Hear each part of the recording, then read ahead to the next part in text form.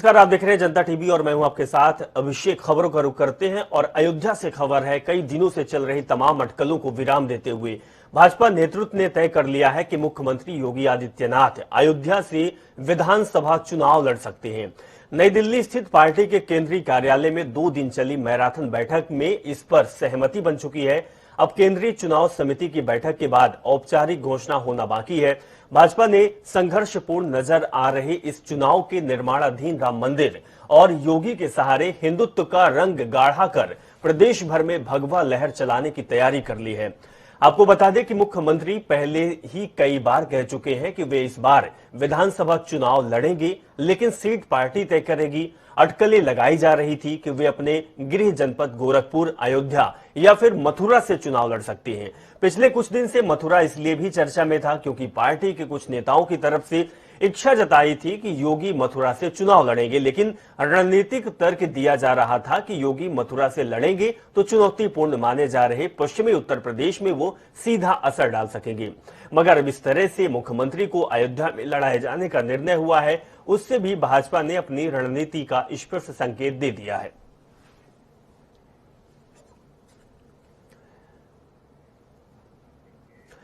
UP विधानसभा चुनाव से पूर्ण राज्य में भारतीय जनता पार्टी की कोर कमेटी की बैठक जारी है। केंद्रीय गृह मंत्री और भाजपा नेता अमित शाह की अध्यक्षता में बीते दिन भाजपा मुख्यालय में देर रात तक बैठक चली। इससे पहले मंगलवार के दिन बैठक जारी थी और आज तीसरे दिन भी भाजपा कोर कमेटी की बैठक चल रही है। संभावना है कि इस समिति की आज की बैठक अगुवाई प्रधानमंत्री नरेंद्र मोदी कर रहे हैं और विधानसभा चुनाव के मद्देनजर बीते 2 दिनों में हुई बैठक के बाद जिन नामों पर चर्चा की गई है उन पर मुहर लगेगी। आपको बता दें कि आज भी चुनाव में खड़े होने वाले उम्मीदवारों के नाम पर मंथन चल रहा है और अंतिम मुहर लगने के बाद दूसरे चरण के उम्मीदवारों का नाम जल्द ही घोषित कर दिया जाएगा।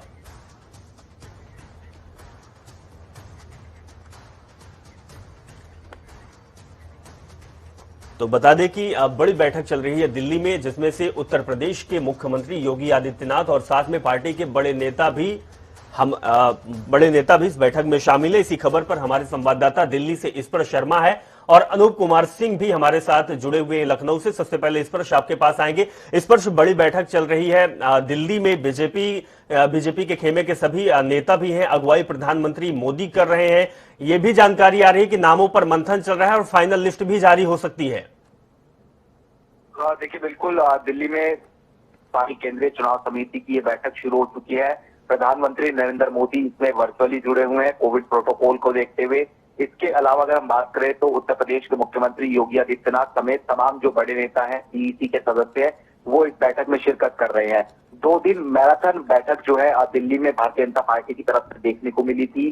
पहले दिन लगभग 10.5 घंटे और दूसरे दिन की बात करें तो रात को 1:30 बजे तक जो बैठकों का दौर है वो देखने को मिलता हुआ नजर आया था। जो जानकारी अभी तक सूत्रों से है, पहली कि लगभग 170 के आसपास जो टिकट है वो जो है उन पर मंथन हो चुका है। तीसरे चरण तक मंथन जो है हो चुका है। इसके अलावा दूसरी जानकारी ये कि उत्तर प्रदेश के जो मुख्यमंत्री है योगी आदित्यनाथ, वो कहां से चुनाव लड़ते हुए नजर आएंगे। हो सकता है कि जब टिकट का बंटवारा हो तो उत्तर प्रदेश के मुख्यमंत्री योगी आदित्यनाथ का नाम भी जो है उसमें निकलकर सामने आए। और जहां तक जानकारी है, अयोध्या से जो है मुख्यमंत्री चुनाव लड़ते हुए नजर आ सकते हैं। हिंदुत्व का जो चेहरा है वो प्रधानमंत्री जो भारतीय जनता पार्टी है वो सबसे ज्यादा जो है सामने रखते हुए नजर आएगी। जी, इस वर्ष जी दर्शकों के लिए अनूप कुमार सिंह हमारे संवाददाता लखनऊ से जुड़े हुए, उनके पास भी चलते हैं। अनूप कुमार सिंह, आप नामों का फाइनल लिस्ट भी जारी होने वाली है और दूसरी तरफ घमासान भी मचा हुआ है। उत्तर प्रदेश में दो मंत्री इस्तीफा दे चुके हैं। किस तरीके से सामंजस्य को बनाकर रखेंगे बीजेपी? देखिए, चुनौती बहुत बड़ी है भाजपा के सामने, लेकिन चूंकि भाजपा मोदी और योगी के चेहरे पर चुनाव लड़ने जा रही है 2022 का, तो ऐसे में बीजेपी ये सोचती है वो कैंडिडेट जिसको उतारेगी वो भाजपा को सीधे जो जनता है वो मोदी और योगी से जुड़ेगी। यही उम्मीद से लगातार जो बैठक 3 दिनों की हो रही है, प्रत्याशियों को जो गहन मंथन हो रहा है और उत्तर प्रदेश में जो नाराज जो मंत्री हैं, विधायक हैं, वो जा रहे हैं। भाजपा का कहना है कि बीजेपी पे कोई फर्क नहीं पड़ने वाला, वो लोग जा रहे हैं जिनका भाजपा टिकट काटने जा रही थी। तो ऐसे में कहीं न कहीं बीजेपी पहले से तैयार है कि ऐसे लोग और जाएंगे तो उनकी काट क्या है उत्तर प्रदेश में। पूर्ण बहुमत से सरकार बनाने का दावा किया है बीजेपी ने। जिस तरीके से मुख्यमंत्री के नाम पर लगातार चर्चा हो रही थी कि गोरखपुर या फिर अयोध्या या फिर मथुरा से चुनाव लड़ सकते हैं। गोरखपुर मुख्यमंत्री की कर्म भूमि है, वहां से कई बार सांसद रहे हैं और खुद मुख्यमंत्री वर्तमान में है, विकास की गंगा वहां पर बहाई है। दूसरी तरफ बात करें कि अयोध्या की, अयोध्या में सबके जो उम्मीदें थी, राम मंदिर हृदय कहीं न कहीं सबकी मन की आस्था का विषय था। राम मंदिर लगातार बन रहा है, अयोध्या वासियों के लिए भी वहां पर एक गौरवपूर्ण बात है और वहां के लोग भी मंदिर को देखते हैं। निश्चित तौर पे अगर मुख्यमंत्री वहां से लड़ेंगे तो बिल्कुल निश्चित विजयी होंगे, लेकिन अभी आधिकारिक पुष्टि बाकी है कि मुख्यमंत्री कहां से लड़ेंगे। दूसरी चर्चा जो वहां मथुरा की हुई थी, दरअसल मथुरा को लेकर भी कुछ मंत्रियों ने बयान दिए थे कि अब की बारी काशी अयोध्या के बाद अब की मथुरा की बारी, यानी कहीं न कहीं वो हिंदुत्व का चेहरा जिस तरीके से देखे जा रहे थे कि वहां पर भी कहीं न कहीं जो विकास को लेकर बात चल रही थी, अब मंदिर की बात चल रही थी, वहां पर भी सुगबुगाहट देखने को मिली थी। अब चुनाव में क्या कुछ निर्णय होगा, फिलहाल अनूप अगर बात की जाए तो बीजेपी लगातार हिंदुत्व के मुद्दे को लेकर आगे बढ़ रही है। दूसरी तरफ जो विधायक और जो नेता जा रहे हैं, जो उनके ही खेमे के हैं, मंत्रिमंडल में शामिल थे, उनका कहना है कि गरीबों, दलितों, शोषितों को उपेक्षा हो रहा है, उनकी बातें सुनी नहीं जा रही है। क्या इस तरीके की बात जो गरीबों और अन्य लोगों की बात होती है और दूसरी तरफ हिंदुत्व की बात, कौन सी बात भारी पड़ेगी, कौन से मुद्दे भारी पड़ेंगे अनूप? देखिए, भाजपा लगातार कहती चली आ रही, गरीबों की जब बात करती है तो उसका कहना है कि डबल राशन गरीबों को वितरण किया जा रहा है। कोरोना काल में गरीबों के लिए बहुत कुछ सरकार ने किया है। दूसरी तरफ हिंदुत्व की बात जब आती है तो कहीं न कहीं आपने देखा होगा, जब राम मंदिर आंदोलन चल रहा था तो पूरा देश, क्या पूरा विश्व एक हिंदुत्व के सूत्र में बन गया था। तो यह नहीं कहा जा सकता कि भाजपा जब भी चुनाव की जब बात होती तो कहीं न कहीं हिंदुत्व का बात सामने आ ही जाती है। तो हिंदुत्व को लेकर अभी जो 2014 बिल्कुल अनूप, और ये भी कह सकते हैं कि हर राजनीतिक पार्टी यही दांव खेलती है। इस पर एक आखिरी सवाल आपसे भी है, इस पर से आप जानना चाहेंगे कि 5 राज्यों के चुनाव होने वाले हैं। उत्तर प्रदेश पे निगाहें सबकी टिकी होती है, कहा भी जाता है कि रास्ता दिल्ली का उत्तर प्रदेश से जाता है। अगर उत्तर प्रदेश में बीजेपी के अंदर इस तरीके से उठापटक चल रही है तो इसका प्रभाव अन्य राज्यों में होने वाले चुनाव पर भी पड़ेगा। देखिए, बिल्कुल निश्चित तौर पर जो 5 राज्य है वहां पर जो है अलग अलग तरीके से असर जो है पड़ता है, क्योंकि उत्तर प्रदेश सबसे बड़ा राज्य है और कहीं ना कहीं भारतीय जनता पार्टी के लिए फेवरेट के तौर पर जो है देखने को मिल रहा था अन्य राज्यों के मुकाबले जहां पर चुनाव होने वाले हैं। पंजाब में भारतीय जनता पार्टी उतनी मजबूत नहीं है, उत्तराखंड और गोवा में वहां पर जो है मजबूती जो है भारतीय जनता पार्टी की देखने को मिलती है। लेकिन जिस तरीके से भारतीय जनता पार्टी अपने समीकरण साध रही है, कल देर रात 2 जो सहयोगी पार्टियां हैं, अनुप्रिया पटेल ने जो है उनसे मुलाकात की थी और संजय निषाद ने भी उनसे मुलाकात की थी। ऐसे में तमाम जो समीकरण है वो साधने की कोशिश भारतीय जनता पार्टी कर रही है ताकि फेवरेट जो रिजल्ट है वो कहीं ना कहीं जो आते हुए नजर आए। चलिए, इस पर बहुत बहुत शुक्रिया तमाम जानकारी साझा करने के लिए। अनूप हमारे साथ जुड़े, लखनऊ से जानकारी साझा की। अनूप जी, आपका भी बहुत बहुत धन्यवाद। वापस आपके पास आएंगे, अपडेट लेंगे, लेकिन आपको बता दें कि केंद्रीय चुनाव समिति की बैठक दिल्ली में चल रही है। अब क्या कुछ फैसला आएगा ये हम आपको अपडेट के साथ बताएंगे। अगली खबर का रुख करते हैं। देश में बढ़ते कोरोना के मामले और ओमिक्रॉन के बढ़ते केसों पर पीएम मोदी आज सभी राज्यों के मुख्यमंत्रियों के साथ मीटिंग करेंगे। यह बैठक सभी राज्यों के मुख्यमंत्रियों के साथ शाम 4:30 बजे वीडियो कॉन्फ्रेंसिंग के माध्यम से होगी। देश में कोरोना संक्रमण के तेजी से बढ़ रहे मामलों को देखते हुए राज्यों द्वारा तरह तरह के प्रतिबंध लगाए जा रहे हैं। इससे पहले पीएम ने रविवार को देश में कोरोना के हालात, स्वास्थ्य संबंधित बुनियादी ढांचे की चल रही तैयारियों, देश में टीकाकरण अभियान की स्थिति, ओमिक्रॉन के प्रचार की समीक्षा करने के लिए एक उच्च स्तरीय बैठक की अध्यक्षता भी की थी। उन्होंने इस दौरान जिला स्तर पर स्वास्थ्य संबंधी पर्याप्त बुनियादी ढांचा सुनिश्चित किए जाने और वयस्कों के लिए टीकाकरण मुहिम मिशन मोड पर तेज किए जाने की अपील भी की थी। तो आज हम आपको यह भी बता रहे हैं और ग्राफिक्स से दिखा रहे हैं कि क्या पाबंदियां बढ़ेगी या नहीं बढ़ेगा, क्योंकि देश में लगातार कोरोना और ओमिक्रॉन और डेल्टा प्लस का संक्रमण बढ़ता जा रहा है, या कहें कि फिर से कोहराम मचाना शुरू कर दिया गया है। और इसके साथ ही कई राज्यों में चुनाव भी है, जिसको देखते हुए ये सरकार के लिए एक बड़ी चुनौती भी है, जिसको सभी बातों को और सभी पहलू को देखते हुए प्रधानमंत्री मोदी आज 4:30 बजे सभी राज्यों के मुख्यमंत्रियों के साथ वीडियो कॉन्फ्रेंसिंग करेंगे और सुझाव और सारी चीजों का जायजा भी लेंगे, बातचीत करेंगे कि क्या तैयारी है और क्या होनी चाहिए। उत्तर प्रदेश में कोरोना के संक्रमित 13,681 नए मरीज मिले हैं। बीते दिन 11,089 कोरोना के केस सामने आए। बीते 24 घंटे में मरीजों की संख्या 19% की बढ़ोतरी हुई। सबसे ज्यादा 2,181 रोगी लखनऊ से मिले। गौतम बुद्ध नगर में 1,992, गाजियाबाद में 1,526, मेरठ में 1,250 और आगरा में 692 नए मरीज सामने आए। वहीं प्रयागराज हाईकोर्ट के मुख्य न्यायाधीश राजेश बिंदल समेत 379 कोरोना के संक्रमण मिले। कोरोना के बढ़ते संक्रमण को देखते हुए हाईकोर्ट में केवल वर्चुअल सुनवाई हो रही है। वहीं कोरोना के बढ़ते केस को देखते हुए हाईकोर्ट परिसर में वकीलों के प्रवेश को प्रतिबंधित कर दिया गया है। तो उत्तर प्रदेश में लगातार कोरोना का कहर चल रहा है और हर जिले की लगभग यही आंकड़े हैं। सैकड़ों और हजारों की संख्या में कोरोना के केसों की संख्या सामने आ रही है।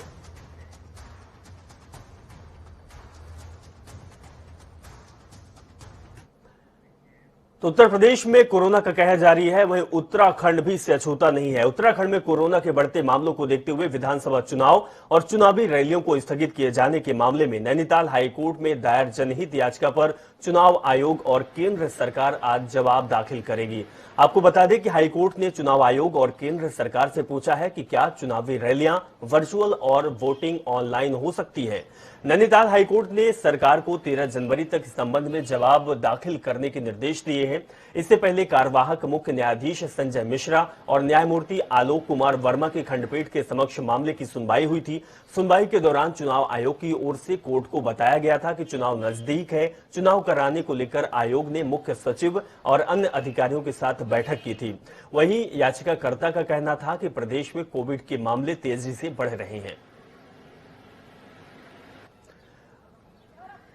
रितेश सागर हमारे संवाददाता नैनीताल से जुड़े हुए, उनके पास चलते हैं। रितेश, अगर बात की जाए तो आज सुनवाई है हाईकोर्ट में। कोरोना के आंकड़े और मामले लगातार बढ़ रहे हैं। सरकार को आज जवाब देना है। सरकार का जवाब क्या हो सकता है?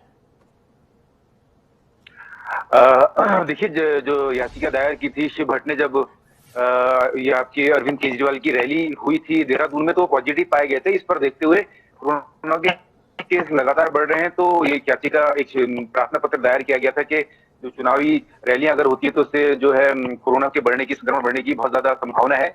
इसको देखते हुए क्या चुनाव वर्चुअल वोटिंग की जाए और वर्चुअल रैली की जाए, इसको देखते हुए चुनाव ऐसे जवाब दाखिल करने के लिए कहा था। तो कल उन्होंने जवाब अपना दाखिल किया है और अभी फिलहाल इसको गुप्त ही रखा गया है और जो सरकारी अधिवक्ता है वो भी इस बारे में भी कुछ बोलने को तैयार नहीं है। आज इसकी सुनवाई है और देखिए 12 साढ़े 12 बजे तक जो कोर्ट है अपना फैसला सुनाएगी, तो वो क्या निर्णय लेती है कि जो रैलियां हैं वो वर्चुअल की जाएंगी या वोटिंग वर्चुअल की जाएगी, इस पर हम बने रहेंगे आज। रितेश, लेकिन ये भी है कि चाहे भारतीय जनता पार्टी की बात करें, कांग्रेस की बात करें या फिर आम आदमी पार्टी की बात करें, सभी पार्टी के नेताओं का कहना है कि उत्तराखंड में कनेक्टिविटी, नेट कनेक्टिविटी नहीं हो सकती है। पहाड़ी एरिया है, हमारे पास सभी लोगों के पास मोबाइल फोन अवेलेबल नहीं हो सकता है। इस तरीके से क्या वर्चुअल रैली और लोगों तक पहुंचना चुनाव के समय इतना आसान नहीं है और इस पर भी सरकार को जवाब देना है?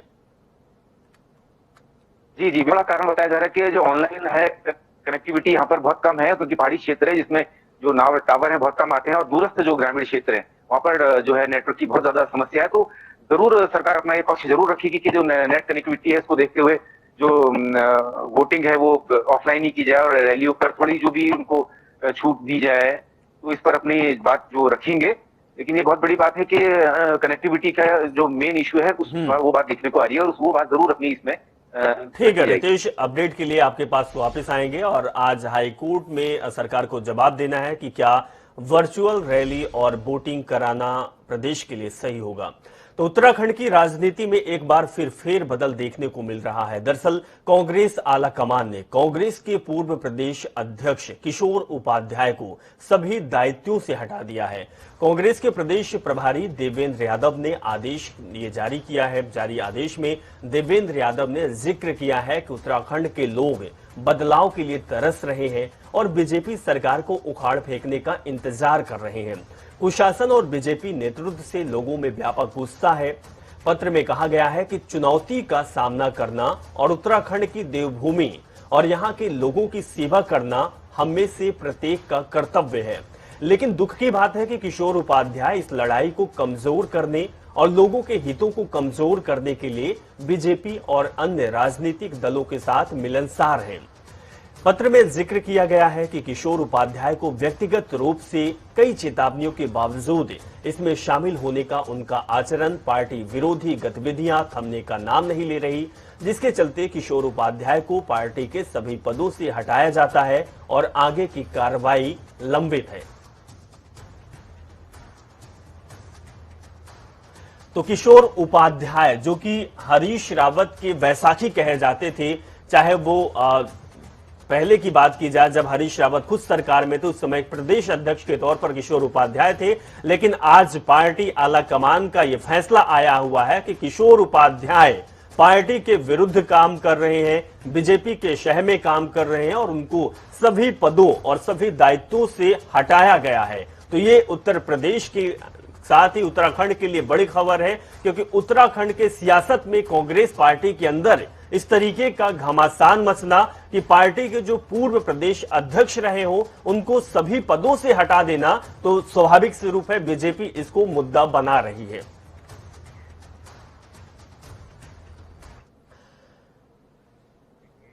तो वहीं पूर्व मुख्यमंत्री हरीश रावत ने कहा है कि अभी फिलहाल इसकी पूरी जानकारी उन्हें नहीं है, लेकिन उपाध्याय को पार्टी के प्रति अपना समर्पण रखना चाहिए था। साथ ही ये भी कहा कि पार्टी ने अगर इतना बड़ा कदम उठाया है तो कोई बड़ा एविडेंस मिला होगा, जिसके बाद ही उन्हें पार्टी के सभी पदों से हटा दिया गया। साथ ही ये भी कहा कि इस पूरे मामले को लेकर वो बड़े नेताओं से बात करेंगे, उसके बाद ही कुछ कह सकते हैं। लेकिन जिस तरह की बातें किशोर को लेकर सामने आई है वो चुनावी मौसम में ठीक नहीं है।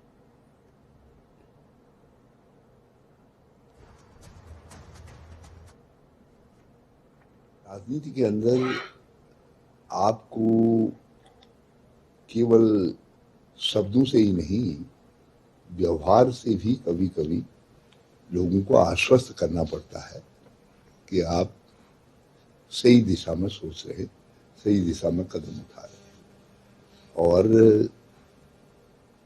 उस दिन देर रात या कहीं भाजपा के किसी पदाधिकारी के घर में भाजपा के राष्ट्रीय नेता से मिलना थोड़ा मुझे अटपटा लगा, मुझे भी अटपटा लगा, क्योंकि उसके मैंने फुटेज देखे थे।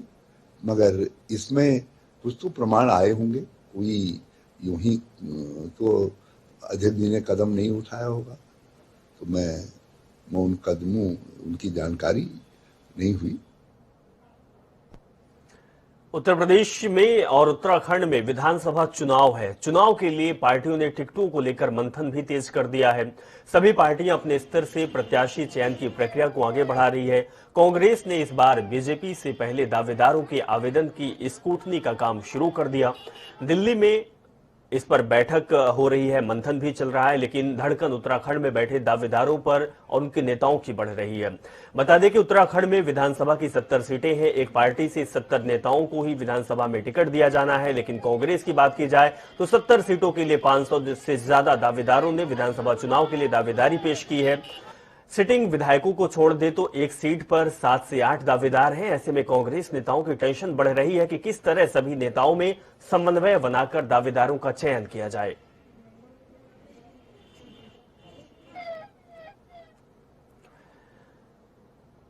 उन्नाव सांसद साक्षी महाराज ने धर्म संसद में भड़काऊ भाषण के मामले में संतों पर दर्ज मुकदमों की घोर निंदा की है। उन्होंने कहा है कि देश का कानून सभी के लिए समान है, लेकिन साक्षी महाराज कुछ कहे तो एफआईआर दर्ज हो जाती है। वहीं इमाम बुखारी और असदुद्दीन ओवैसी विवादित टिप्पणी करते हैं तो कोई कार्रवाई नहीं होती। उन्होंने कहा कि सभी संतों पर मुकदमे दर्ज होने चाहिए। दरअसल रेलवे रोड स्थित श्री भगवान भवन में पत्रकारों से बातचीत के दौरान उत्तर प्रदेश के उन्नाव के भाजपा सांसद साक्षी महाराज ने धर्म संसद मामले में संतों पर दर्ज मुकदमों पर सवाल उठाए। साक्षी महाराज ने कहा कि भारत का संविधान सभी के लिए एक समान है, एक बराबर है। अगर कोई गलती करता है तो वो निश्चित तौर पर गलत है। कार्रवाई के दौरान ये बात ध्यान में रखनी चाहिए। बता दें कि सांसद साक्षी महाराज पर ऋषिकेश पुलिस कोरोना नियमों का उल्लंघन करने को लेकर केस दर्ज किया है, जिसमें पलटवार किया है और साक्षी महाराज ने कहा है कि देश का कानून सबके समान एक है, कार्रवाई एक समान होनी चाहिए।